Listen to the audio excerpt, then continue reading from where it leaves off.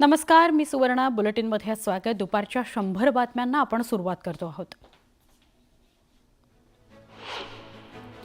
राज्य मंत्रिमंडळाचा फॉर्म्युला ठरला असून महायुतीच्या यादीवर शिक्कामोर्तब होतंय. भाजप, शिवसेना आणि राष्ट्रवादी काँग्रेसमध्ये मंत्रिपद कुणाला मिळणार याची यादी दिल्लीत पोहोचली. उपमुख्यमंत्री एकनाथ शिंदेंनी मुख्यमंत्री देवेंद्र फडणवीसांकडे शिवसेना मंत्र्यांची यादी दिली आहे. दरम्यान शिंदेंच्या मंत्र्यांची यादी उशिरा दिली गेल्यानं नागपुरात शपथविधी होणार आहे असं कळतंय. शिवसेनेचे संभाव्य मंत्री उपमुख्यमंत्री एकनाथ शिंदेंच्या फोनची वाट बघतायत. शिवसेनेच्या मंत्रिपदाच्या यादीत निम्मे मंत्री नवे असणार आहेत असं कळतंय.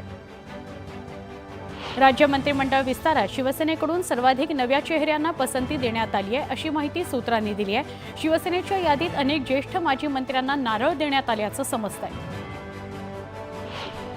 देवेंद्र फडणवीसांच्या सागर बंगल्यावर नेत्यांच्या भेटीगाठी वाढल्या आहेत. माजी मंत्री राधाकृष्ण विखे पाटील, प्रकाश सोळंके, राहुल आवाडे यांनी फडणवीसांची भेट घेतली. शिवसेनेत मंत्रिपदासाठी जोरदार लॉबिंग सुरू आहे. मंत्रिमंडळ विस्ताराआधी दीपक केसरकरांसह तानाजी सावंत, भरत गोगावले, उदय सामंत यांनी एकनाथ शिंदे यांची भेट घेतली. महायुतीचं मंत्रिमंडळ विस्तार आता 15 डिसेंबरला नागपुरात होणार आहे असं वरिष्ठ सूत्रांकडून कळतंय. मुंबईऐवजी नागपुरात मंत्रिमंडळ विस्तार होणार आहे, शपथविधी होणार आहे अशी माहिती आहे.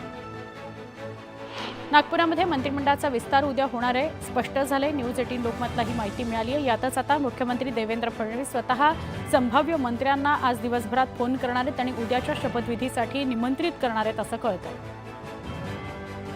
बहुमत असूनही मंत्रिमंडळ विस्तार नाही, मलाईदार खात्यांकरता महिनाभर विस्तार केलेला नाही अशी टीका संजय राऊतांनी केली. भाजपला मंत्री ठरवण्यासाठी दिल्लीत जावं लागतं असा घणाघात संजय राऊतांनी केला. मंत्रिमंडळ विस्तार कुठेही करा, आम्हाला काहीही देणं घेणं नाही. सरकार आल्यानंतर आम्हाला सोयाबीन कापसाला भाव हवा, शेतकऱ्यांची कर्जमुक्ती हवी अशी मागणी विजय वडेट्टीवारांनी केली. भाजपने शिवसेनेला संपवण्याकरता गद्दार गटाची निर्मिती केली. त्या गद्दार गटाचा वापर करून त्यांना फेकून देणार अशी टीका विनायक राऊतांनी केली आहे. आता शिंदे आणि दादांसमोर भाजप तो तुकडा टाकेल जो त्यांना घ्यावाच लागेल असं विनायक राऊत म्हणाले. भाजपला शिवसेनेनं हिंदुत्व शिकवलं, भाजपच्या लोकांना बाळासाहेबांनी हिंदुत्वाच्या वाटेवर नेलं असं खासदार संजय राऊत म्हणाले. भाजप म्हणजे हिंदुत्वाचा बाप बनले का असा सवाल संजय राऊतांनी केला. विधानसभा निवडणुकीतील काँग्रेसच्या पराभवाची जबाबदारी पूर्णतः प्रदेशाध्यक्ष नाना पटोलेंची असल्याचा दावा काँग्रेस नेते विजय वडेट्टीवार यांनी केलाय. त्यांच्या या विधानामुळे पक्षातील अंतर्गत मतभेद चव्हाट्यावर आले आहेत. उद्धव ठाकरेंच्या मंदिराबाबतच्या टीकेला किरीट सोमय्यांनी जोरदार उत्तर दिलंय. ठाकरेंना भीती वाटत असल्यानं ते हिंदुत्वाकडे गेले आहेत असा हल्लाबोल सोमय्यांनी केला. दरम्यान मंदिर तोडण्याचा कुठलाही विचार नसल्याचं त्यांनी स्पष्ट केलंय. मुख्यमंत्री देवेंद्र फडणवीसांच्या स्वागताकरता नागपूर सज्ज झालंय. नागपूर विमानतळापासून फडणवीसांच्या धरमपेठ निवासस्थानापर्यंत भव्य मिरवणूक काढण्यात येणार आहे. विधिमंडळाचं हिवाळी अधिवेशन नागपुरामध्ये 16 डिसेंबरपासून सुरू होणार आहे. त्यासाठी पोलीस प्रशासन सज्ज आहे. यंदा जवळपास 7,500 पोलीस अधिकारी आणि कर्मचाऱ्यांना तैनात करण्यात आले. सोमवारपासून नागपूरमध्ये सुरू होणाऱ्या विधिमंडळाच्या हिवाळी अधिवेशनात शेतकऱ्यांना कर्जमाफी होण्याची शक्यता दुरावली आहे. त्यामुळे शेतकऱ्यांचा हिरमोड होणारे पहिल्याच अधिवेशनात शेतकरी कर्जमाफी व्हावी अशी शेतकऱ्यांना अपेक्षा होती. विधानसभा अधिवेशनाच्या पूर्वसंध्येला नागपुरात राष्ट्रवादी काँग्रेसचा भव्य मेळावा होणार आहे. या मेळाव्यात उपमुख्यमंत्री अजित पवार, प्रफुल्ल पटेल, सुनील तटकरे यांच्यासह अनेक नेते उपस्थित राहणार आहेत. विदर्भातून जे निवडून गेलेले आमदार आहेत त्यांचा सत्कार होणार आहे आणि अजित पवारांचाही सत्कार होणार आहे. उपमुख्यमंत्री अजित पवार बारामती दौऱ्यावर आहेत. यावेळी अजित पवारांनी विविध विकास कामांची पाहणी केली. राज ठाकरेंनी पुण्यातील नेत्यांना महापालिकेकरता बैठकांना सुरुवात करण्याचे आदेश दिले. पुणे शहरातील मनसे कार्यकर्त्यांची बैठक झाली असून त्यात प्रभागनिहाय माहिती घेत महापालिकेच्या तयारीला लागण्याच्या सूचना देण्यात आलेल्या आहेत. वर्ध्याच्या देवळी मतदारसंघाचे भाजप आमदार राजेश बकाने यांनी ग्रामस्थांच्या समस्या जाणून घेत विकासाच्या कामांचा शुभारंभ केला. माजी जिल्हा परिषद अध्यक्ष शशांक घोडमारे यांनी रस्ते, पाणी, रोजगाराचा प्रश्न सोडवावा अशी मागणी केली आहे. कराड उत्तरचे आमदार मनोज घोरपडे यांची कराड इथं शासकीय अधिकाऱ्यांसोबत आढावा बैठक पार पडली. यावेळी त्यांनी कराड उत्तर विधानसभा मतदारसंघ 4 तालुक्यात विभागला असून प्रत्येक महिन्याला जनता दरबार होणार आहे अशी माहिती दिली. संसदेत सोयाबीन कापसाच्या प्रश्नावर चर्चा व्हायला हवी असं मत खासदार संजय देशमुख यांनी व्यक्त केलं. विदर्भात कापूस सोयाबीनला भाव नसून जवळपास 906 शेतकऱ्यांनी आत्महत्या केल्यात. त्यामुळे शेतकऱ्यांच्या मालाला भाव मिळायला हवा असं संजय देशमुख म्हणाले. मुंबई गोवा महामार्गावरील परशुराम घाटात राष्ट्रीय महामार्ग प्राधिकरणाकडून माती परीक्षण सुरू आहे. जागोजागी खड्डे पडून भूगर्भातील बदल, भूस्खलनाची कारणं शोधण्याचं काम युद्धपातळीवर सुरू आहे. काँग्रेसचे खासदार रजनी पाटील यांनी मसाजोगचे मयत सरपंच संतोष देशमुखांच्या कुटुंबियांची भेट घेतली. दरम्यान या घटनेतील आरोपींना अटक करण्याची मागणी रजनी पाटील यांनी केली आहे. तीर्थक्षेत्र देहुगाव ते देहू रोड दरम्यानच्या संत तुकाराम महाराजांच्या पालखी मार्गाच्या रुंदीकरणाचं काम रखडलंय. दरम्यान रखडलेल्या मार्गाचं काम तात्काळ सुरू करण्याची मागणी खासदार श्रीरंग बारणेंनी लोकसभेत केली. जळगावच्या कालिका माता मंदिराजवळ सुरू असलेल्या बांधकामाच्या खोल खड्ड्यात गाय पडली. शर्थीच्या प्रयत्नानंतर गायीला खड्ड्यातून बाहेर काढण्यात यश आलं. भिवंडीतील काल्हेर कोपर परिसरातील बिल्डर विरोधात शेतकऱ्यांनी आंदोलन केलं. यावेळी खासदार बाळ्यामामा देखील ठिय्या आंदोलनात सहभागी झाले. शेतकऱ्यांना न्याय मिळत नाही तोपर्यंत आंदोलन सुरूच राहणार असा इशारा त्यांनी दिला. अंबरनाथच्या अनेक भागात पाण्याची टंचाई निर्माण झाली आहे. दरम्यान अंबरनाथ MIDCच्या सरकारी कार्यालयात पिण्याच्या पाण्यानं वाहनं धुतली जात असल्याचा धक्कादायक प्रकार समोर आलाय. पाण्याचा अपव्यय करणाऱ्यांवर कारवाईची मागणी नागरिकांनी केली आहे. वाल्मिक कराड यांच्यावर राजकीय द्वेषापोटी खोटा गुन्हा दाखल केल्याच्या निषेधार्थ आज बीडच्या वडवणी या शहरात कडकडीत बंद पाळण्यात आला. निषेध करण्यात आला. यावेळी वाल्मिक कराड समर्थकांनी पायी रॅली काढून घोषणाबाजी केली. वाल्मिक कराड यांच्यावर राजकीय द्वेषातून गुन्हा दाखल करण्यात आलाय. तो मागे घेण्यात यावा असा दावा वाल्मिक कराड यांनी केला. यावेळी बीड कल्याण महामार्गावर रास्ता रोको केल्यानं वाहनांच्या लांबच लांब रांगा लागल्या होत्या. वाल्मिक कराड यांच्यावरील गुन्हे मागे घेण्याकरता बीडमध्ये कराड समर्थकांनी पोलीस अधीक्षक कार्यालयात ठिय्या आंदोलन केलं. यावेळी संतोष देशमुख यांची हत्या करणाऱ्याला शिक्षा द्या, हे राजकारण थांबवा अशी मागणी समर्थकांनी केली. सोलापूर जिल्ह्यातील लक्ष्मी टाकळी ग्रामपंचायतीनं EVM मशीनच्या समर्थनार्थ ठराव केला. यावेळी सोलापूरच्या जिल्हाधिकाऱ्यांना याबाबत निवेदन देत EVMवरच मतदान घेतलं जावं अशी मागणी त्यांनी केली. नाशिक महापालिकेच्या शिक्षण विभागानं सगळ्या शाळांसाठी काढलेला आदेश वादग्रस्त ठरला आहे. शालेय सहलींकरता आता फक्त राज्य परिवहन महामंडळाच्या बसेसचाच वापर करावा अशी सक्ती करणारे आदेश जारी केल्यानं नवा वाद उभा राहण्याची शक्यता आहे. येवल्याच्या ग्रामीण भागात बिबट्यानं धुमाकूळ घातलाय. पाळीव प्राण्यांवर हल्ला करत त्यांना ठार करत मुक्त संचार करणारा बिबट्या CCTVत कैद झालाय.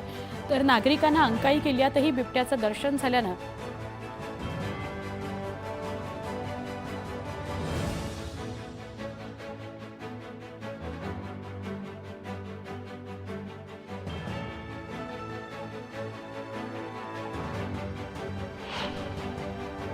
अहिल्यानगर पालिकेनं हाती घेतलेली अतिक्रमणांवरील कारवाई आणखी तीव्र करण्यात यावी असे आदेश आयुक्तांनी दिलेत. यासाठी त्यांनी अतिक्रमणधारकांना 2 दिवसांचा अल्टिमेटम दिला. छत्रपती संभाजीनगरातील कचरा संकलनाचं काम करणाऱ्या रेड्डी कंपनीच्या कामगारांनी किमान वेतनाकरता 17 डिसेंबरपासून काम बंद आंदोलनाचा इशारा दिलाय.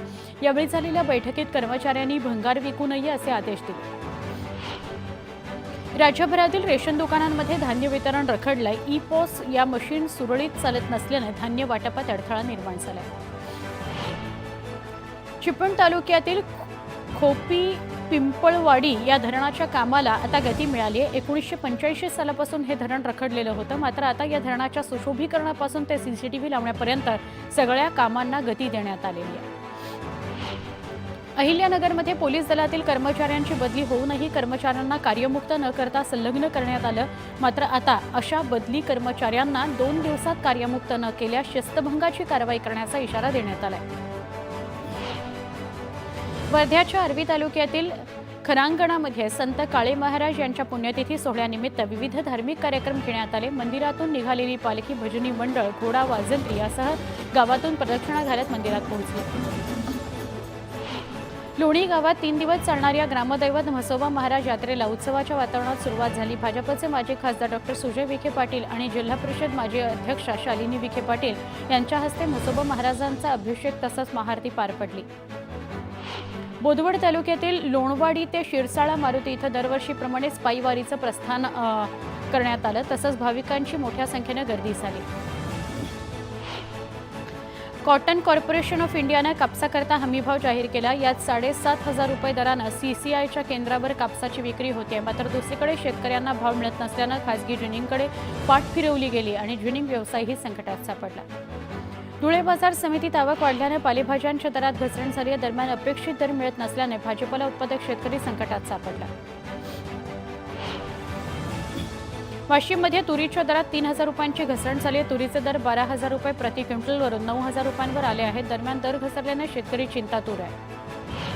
वाशिममध्ये रब्बीच्या हंगामानं नवा उच्चांक गाठलाय. जिल्ह्यात आतापर्यंत 1,06,038 हेक्टर क्षेत्रावर पेरणी करण्यात आली आहे. दरम्यान संपूर्ण हंगामात 1.25 लाख हेक्टरपेक्षा जास्त क्षेत्रावर पेरणी होण्याचा अंदाज कृषी विभागानं वर्तवला आहे.